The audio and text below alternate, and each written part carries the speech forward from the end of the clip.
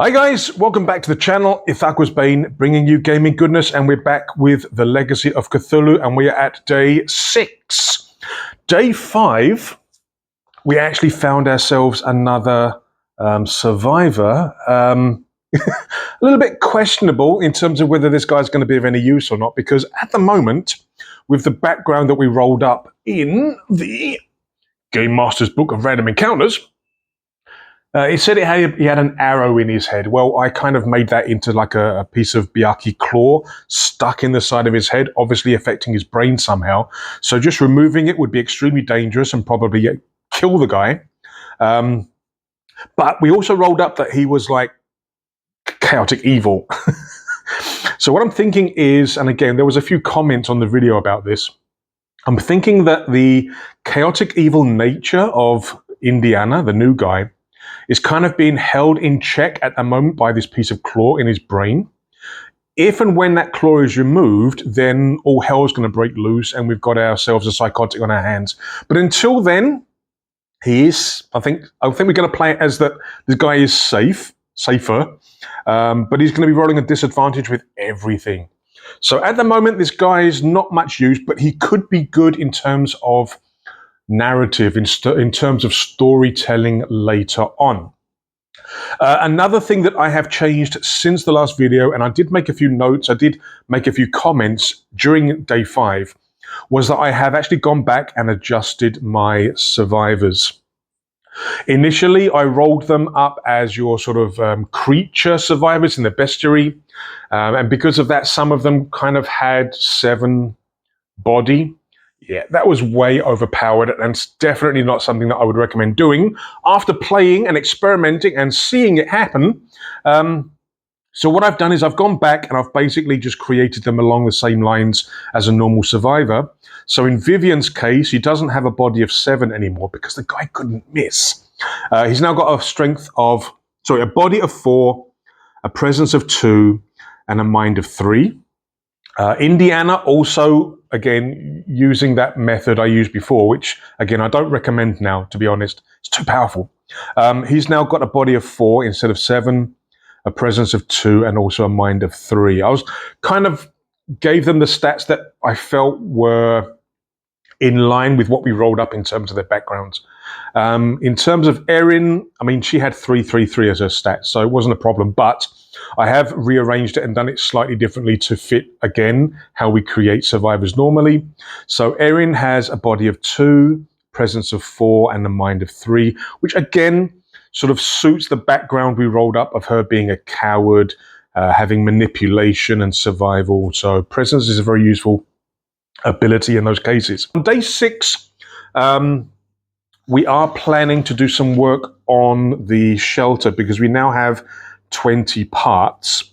So what I can do and what I'm planning to do is maybe to increase the space, because I can't add any more upgrades or any more elements to the base until I get more space or technology slots. So I'm thinking that the first thing I'm going to do is to increase the space. Now that's going to cost 10 parts and 10 hours for every space point.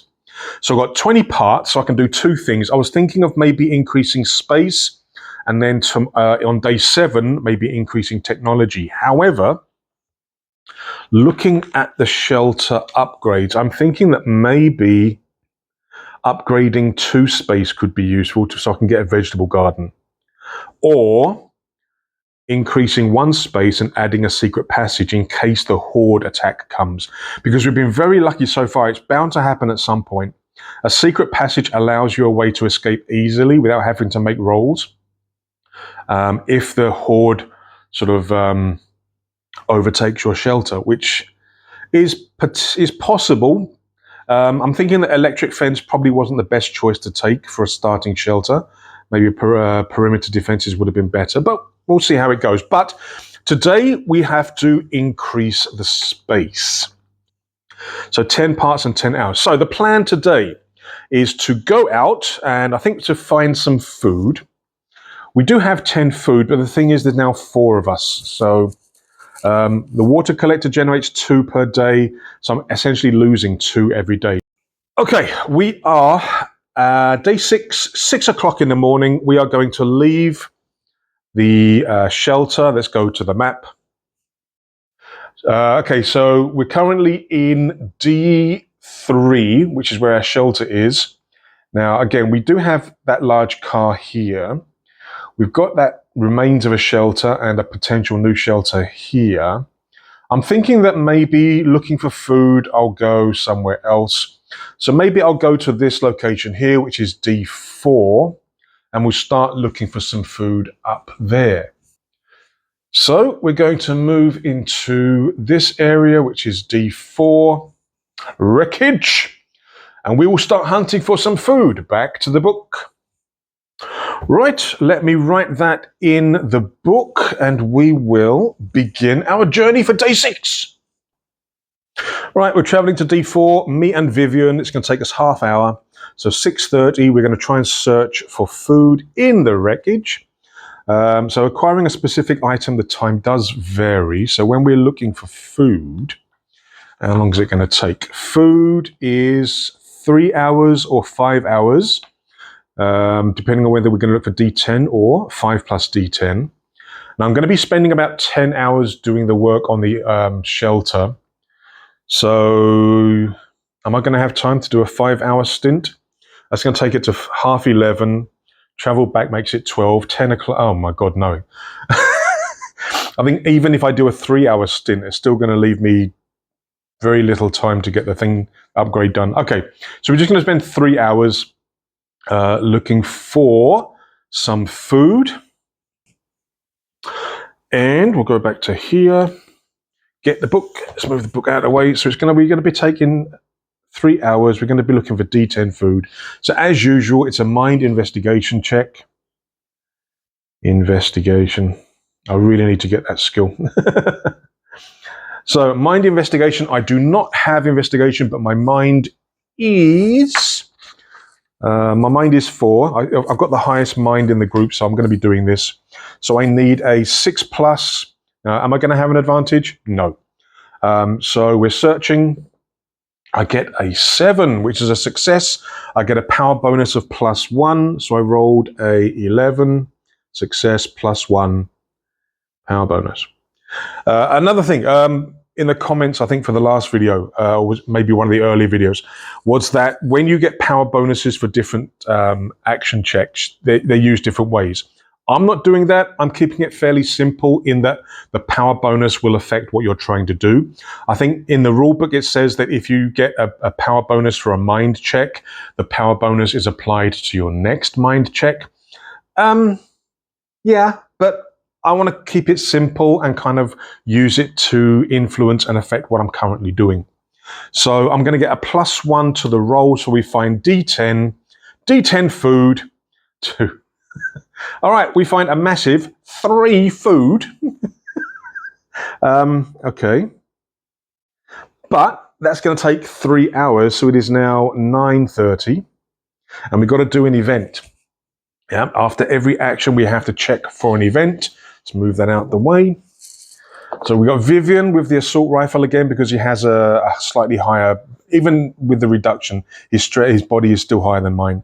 So at 9:30, we are going to have an event, and it is in wreckage. So here on the wreckage table, green first. We get a 10-7, 10-7. An important character crosses your path.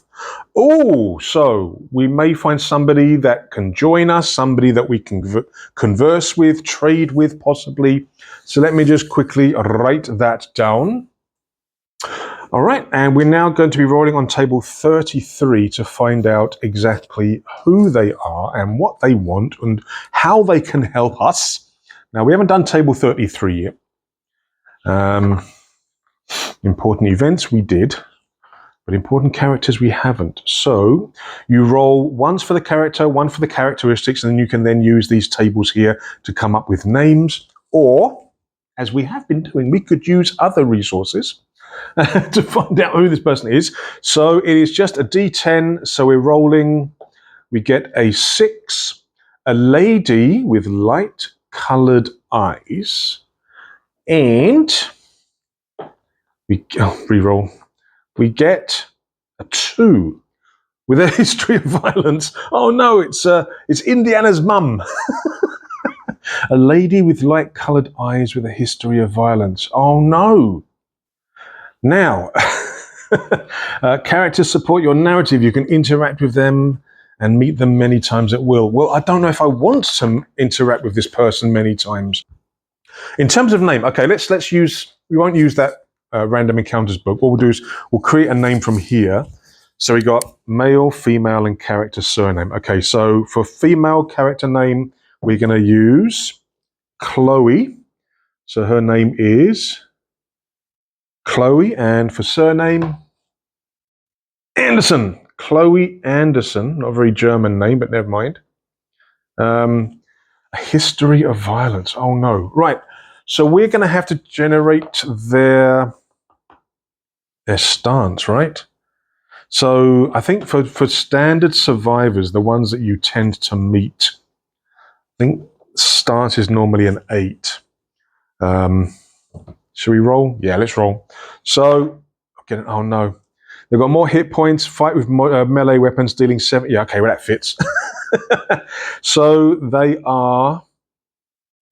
got hit points 12, stance 8, willpower 8. They got melee combat, and they do 7 damage. Okay. Well, I mean, let's see how the initial the initial meeting, how does that go? So we're going to have to make a presence manipulation check. Now, both of our presence sucks, but I do have manipulation, which is going to help me a little bit. Vivian doesn't, of course. So what we're going to do is an important character crosses your path. So maybe as we're searching through the remnants of some sort of grocery stores, maybe a supermarket, we come across somebody else doing the same thing, also sort of searching for food. A lady, how old? Let's get some information from here. There's the book. Okay, let's get some information from here. So this lady is a child. It's a young girl. Okay, it says lady, but let's put here. What does it say? A child. So maybe early. I mean, it's got teens here. Child? Question mark. They may be some kind of mutant. Intelligence. Okay, we're not going to write anything else for the moment. So it's a very, very young girl with very light eyes. Don't know about the violence yet, but she's definitely on edge as she sees us. We see her, and she's, I don't know, maybe feral is the thing that comes to mind. So let's do the initial sort of presence check to see whether we can control in terms of the encounter. All right, so we're making a presence manipulation check. Again, if we get 10 plus, it may affect their stance. Because the thing is, at the moment, their stance is higher than mine. So if I don't succeed, this person's going to be the dominating, and maybe I'll have to try and run away. Maybe if I succeed and reduce their stance, maybe I can control the encounter and maybe get them to remain calm and not attack us. I think that's how it's going to work. So, presence manipulation. So I think I'm getting a +4. Come on. Yes. Love these dice. I love these dice. So, in 11 gives me a +1 power bonus. My presence is 2. So they get a -3 to their stance, which then makes it a 5, which means that my stance is now higher than theirs. And therefore, I am the more dominant in this encounter. So basically, I can get them to calm down and relax rather than being sort of offensive in nature. So maybe she calms down enough for me to kind of approach a little bit. I don't want to approach too much in case I scare them off, or maybe, again, make them offensive or whatever. But it's a small child. Now, an important character crosses your path. I mean, maybe at the moment that presence check that we just did, the presence manipulation check, which brought her her stance down by 3. Maybe that was just the initial reactions kind of thing to diffuse the potential for violence and whatever. Maybe if I want them to join us, or want this little girl to join us, maybe I need to reduce her stance to 0. And that's the way that she will be convinced that we don't mean her any harm. Maybe I will continue walking towards her, maybe with some food in hand, because we just found 3 food. But maybe I'll hold out some food, maybe put it on the ground in front of me, beckon the little girl to come over and sort of eat some more food, to kind of, again, try to reduce her stance in terms of her being not demoralized, but in terms of her being completely accepting and believing what we're trying to do in terms of trying to help her. I think. So I'm going to make another presence manipulation check. Now, I'm thinking that if I succeed this, again, the stance will lower. I need to lower it by at least 5 points. If it doesn't go down all the way, then I think I'm going to have to still make more checks. So maybe this is costing me 1 food to do this, to get her to come and eat the food. I think that kind of makes sense. So let's reduce the food. I've only got 2 that we found at the moment now. Right, another presence manipulation check. We're getting a +4. We fail. However, I'm going to use 1 point of willpower to re-roll. So now I'm down to 8 willpower. We get a 5 + 4 is 9. No! No, we fail! Oh, nuts. Oh, so close. I failed by 1 point. But maybe this is where the child basically grabs for the food, again, looks up with those really light-colored eyes, growls, and then just runs away. Because, again, I'm kind of thinking that I have to succeed at all of these in order to get the full trust, to get the stance down to 0. But I think I failed the second one. What did I get? I got a total of 9 in the second one, so I fail. So maybe Chloe, this girl, maybe she runs away without me ever knowing her name. But I'm going to put a token on the map because maybe this is where she can be found. So if I am going to try later to get her to join our group, I know where I could potentially find her. So if we go back to the map, what I'm going to do is I'm going to take another counter. So we're at counter 5 now. And I'm going to put that into this hex, and that's going to represent Chloe. So she, again, very little girl. Maybe I can try to come back here and find her at a later date. Back to the book. So I've just put here, she takes 1 food and runs away. I have put the token, the number 5 token there, so she may be found later in this hex. Right, so that is the action for searching for food. The event, I'm gonna say is 1 hour. So that brings us to 10:30. I'm going to travel back to the shelter. Travel, can't spell. Travel to, where are we? D3, shelter. That's going to take half hour because there's still only 2 of us. So we get back to the shelter at 11 o'clock, and I am going to try and upgrade shelter +1 space. Now, to do that, it does count as an action, so we will have to roll an event after that. Okay, here, increasing space. So it's going to be a mind general knowledge check. Now, I don't have general knowledge, so I'm getting a +4. However, in terms of making space, there are 4 of us. So I'm thinking that even though it's a mind check, I don't know, making space, increasing space, that could potentially be a body check instead of mind.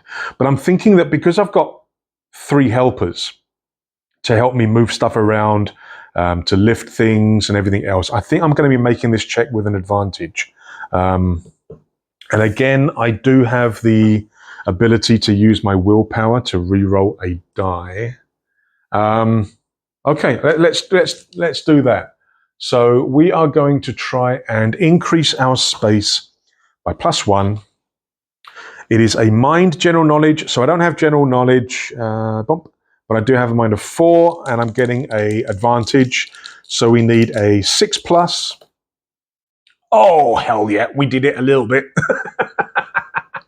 We did it a little bit. Double 10. How about that? So we get a +4. So it was a 14.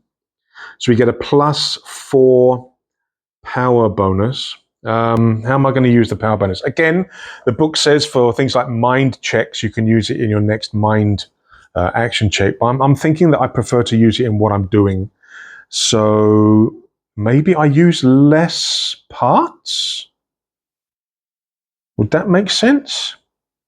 Because at the moment I'm using 10 parts and 10 hours. The power bonus, maybe I can use that to reduce the number of parts that are used? Or would that be too powerful? Or maybe I can do it to reduce either parts, or maybe it's split equally amongst parts and time. I think that's probably a fairer way of doing it. So with a +4 power bonus, maybe I can reduce the number of parts by 2 and the number of hours by 2. I think that's a fair way of doing it, because it's not overly powerful by reducing the parts by 4. I mean, that might be a bit too OTT. So what I'm thinking is that it's successful, but we're getting 10 minus 2 parts, and it takes 10 minus 2 hours. So split it in half, half and half. I think that's kind of what it's. I think that's how it's going to work. So my parts I'm going to reduce by 8, so I'm going to have 12 left. Still not enough to make another sort of increase above that which I've already got. So that's going to then take 8 hours. So that brings it up to 19. So that's 7 o'clock at night. So now we've got 4 space. So I can do something. Maybe I can do like a secret passage or something. But that would be tomorrow. That would be on day 7. Don't have time to do anything else today. But we do have to roll for an event, because this does count as an action. Right, we are underground. Here we go. So an underground event. Green first. What's going to happen to us? We get a 3-6. You encounter a complete communication station that is still in working condition. Make a mind technology check, and you can use it if successful. Ooh! So as we're maybe making space in our sort of underground shelter, our chamber, maybe we come across an area that used to be part of maybe the Berlin sort of underground or something, and maybe we find a room which was used for communications. Ooh, okay. Make a mind technology check, and you can use it if successful. So, I mean, does that count as the shelter upgrade? Let's move those out of the way. Let me just quickly check something, because if this is like a free upgrade, that's very useful. Let's have a look. Communicator. A shortwave radio system that enables communication with anyone as long as you're in the same area. Thus, you can take the interact with a character action without being on the same tile where the character is. Ooh. Okay, so maybe that's like a free upgrade. I'm thinking it's a free upgrade. But would I still need the tech to have it? I think I will now. But maybe the upgrade is free, but I will need to upgrade the tech first before I can use it. But the upgrade of getting the radio communicator would be free, maybe. I think that kind of makes sense. Well, before we do that, we've got to make a mind technology check. I don't have technology, so it's just a mind check. So I'm getting a +4 to the roll. We get, oh, I love these dice. How often do you hear me say that in my videos? We get a 14. We do succeed, and we can now use this communication station. Excellent. But I am going to have to increase my tech by 1 point in order to use it. So maybe that's what I'll do on day 7. I'll increase the tech in order to use. Yeah, that kind of makes sense. I mean, giving myself a free communication center, including the tech requirement, I think is a bit too much. So I'm thinking that we get it. Excellent. So we rolled a 14 success. Need to increase +1 tech first. So, okay. Oh, okay. Very, very nice. What else? I think that's everything that we need to do. Okay, going back to the book. My book, not the rule book. Going back to my action, my thing here. So we found 2 food. However, there are 4 of us. So the water collector generates 2. We found 2. So there's no change to that, but we do lose the food there. What else did we find? Nothing else. But I'm going to put in brackets for the moment. Radio communicator, radio comms. But I'm going to put a star next to that because we are going to have to increase our tech once before it's fully functional. The good thing is that it's going to save me the 10 parts and the 10 hours that are required to actually do that, as per here. 10 parts, 10 hours, and you can get the upgrade. So yeah, it's saving me basically 10 parts and 10 hours. Nice. Very, very nice. Right, we haven't used any ammo. What else? Okay, so next is we have to check. How long did that take? The event, I think that was part of the shelter building, wasn't it? So I'm going to make that maybe analyzing the comm center, making that mind tech check, maybe 1 hour. So it is now 8 o'clock at night. We're going to check for the horde attack, as you have to do every night. So with a horde attack on a 1 or 2, we get attacked. Anything else, we are safe. A 6, we are safe. So that is day 6 over. Now, I was kind of expecting day 6 to be really short, so I could do day 6 and day 7 in one video, but I don't think it's going to be short. The encounter with the character took a little bit of time, but what we're going to do is we're going to call it a day for day 6. Call it a day. We're going to call it a day. We're going to end this video with day 6. We'll go on to day 7. So day 7, I'm thinking will probably be the same plan. Search for food, because we used all the food we found. Hopefully survive the event, and then we'll increase the tech by 1 so we can make use of that free radio communicator upgrade. That's the plan for day 7, and that, my friends, will be in the next video. So I hope you've been enjoying these videos. Please do keep the comments coming. If I'm doing anything maybe wrong or different, please add it in the comments. I'll give you the reasons maybe why I'm not doing it exactly the same as the rules say, or if it is something that I've forgotten to do or I'm doing wrong, again, I normally correct that for the next video. But I do like commenting with you guys. I like with the two-way communication regarding games. We all learn together. So thanks once again for watching. Don't forget to like, subscribe, add some comments, ring the bell, share with all your friends, share on Facebook, share on Instagram, everywhere you can. We need to boost up the subscriber numbers. And yeah, I will see you in the next video for day 7. Happy New Year, guys. I think I forgot to say that at the start of the video. I was getting excited. I wanted to play. But Happy New Year to all of you. And thank you very much for being a part of our community. Take care, stay safe. Cheers.